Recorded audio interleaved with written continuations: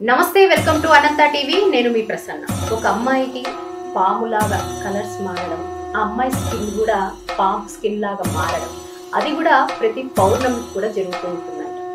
అడవిలోకి వెళ్ళాలి, మా అమ్మ పిలుస్తుంది. అమ్మ పిలుస్తుంది, మీరే కదా? నేను అదే కూడా అడిగాను. నేనే కదమ్మా అమ్మ అంటే, నువ్వు అమ్మవే కాబట్టి మా అమ్మ నాగదేవత అని.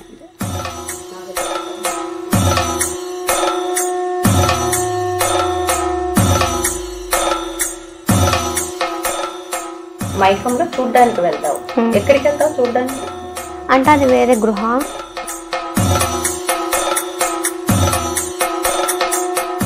కొన్ని చేసి చూసేసి వస్తాను, అంతేం లేదు.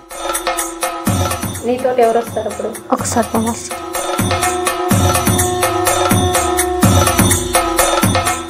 అప్పుడు రాజుల కాలంలో తను చనిపోయేటప్పుడు కూడా ఒక పెళ్లి కూతురిలాగా వెళ్ళేటప్పుడు అటాక్ చేసి ఏమని చంపినప్పుడు ఆమె బట్టలు కానీ ఒంటి మీద నగలు కానీ ఒక బాక్స్లో ఉండేవి.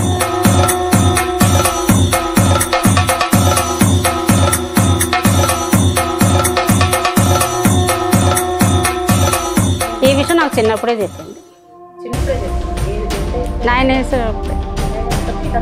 ఇదంతా నాకు చెప్పేది.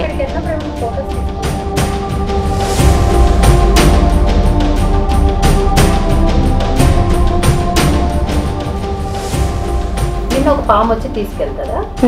కానీ ఏ కార్యాన్ని పుట్టిందో ఆ కార్యం నెరవేర్చాలి. ఎవరైనా సరే వాళ్ళే ఖర్చు పెట్టుకొని వాళ్ళని చూపించమనంటే ఆ పైసలు నేను రిటర్న్ ఇస్తాను. తనకు పలానా జబ్బు ఉంది అంటే నిరూపిస్తే. కాబట్టి మీరు చర్చికి ఎంతమంది పాస్టర్ని తీసుకొచ్చారో అందరిని తీసుకొని రండి. నేను మా పాపని తీసుకొని వస్తా. ఎంతమంది ప్రేయర్ చేస్తారో చెయ్యండి. తనకు సైతాన్ ఉందని నిరూపించండి. మరి చేతనైతే